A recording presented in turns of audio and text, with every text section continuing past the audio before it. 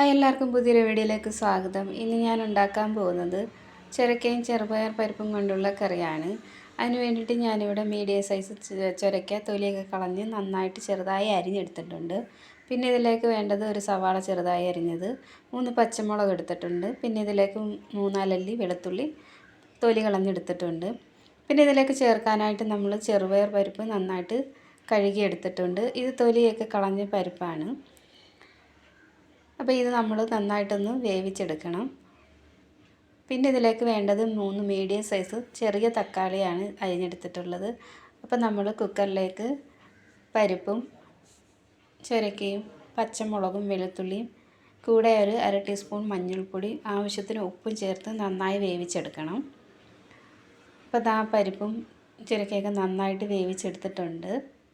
ഇനി ഇതിലേക്ക് നമുക്ക് സവാളയും തക്കാളിയൊക്കെ നന്നായിട്ടൊന്ന് വഴറ്റി ചേർക്കണം. അപ്പോൾ അതിന് വേണ്ടിയിട്ട് ചട്ടി വെച്ചിട്ടുണ്ട്. അതിലേക്ക് വെളിച്ചെണ്ണ ഒഴിച്ച് കൊടുത്തിട്ടുണ്ട്. ചൂടായ ചട്ടിയിലേക്ക് കടുക് ഇട്ട് കൊടുത്തിട്ടുണ്ട്. ഇനി അതിലേക്ക് ഉണക്കമുളകും കറിവേപ്പില ഇട്ട് കൊടുത്തിട്ടുണ്ട്.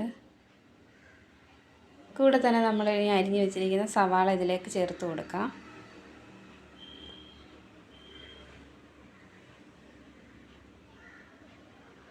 ഇനി സവാളയൊക്കെ ഒന്ന് നന്നായിട്ടൊന്ന് വഴറ്റിയെടുക്കണം.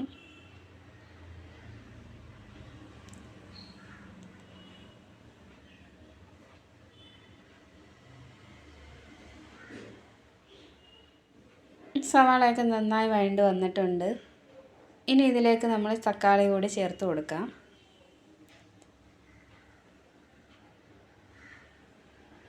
ഇനി ഈ തക്കാളി ഒന്ന് നന്നായിട്ട് വെന്ത് വരണം. നമുക്ക് അല്പം നേരം അടച്ച് വെച്ച് വേവിക്കാം. അപ്പോൾ തക്കാളി നന്നായി വെന്ത് വന്നിട്ടുണ്ട്. ഇനി ഇതിലേക്ക് ഒരല്പം മുളക് പൊടി കൂടി ചേർത്ത് കൊടുക്കാം.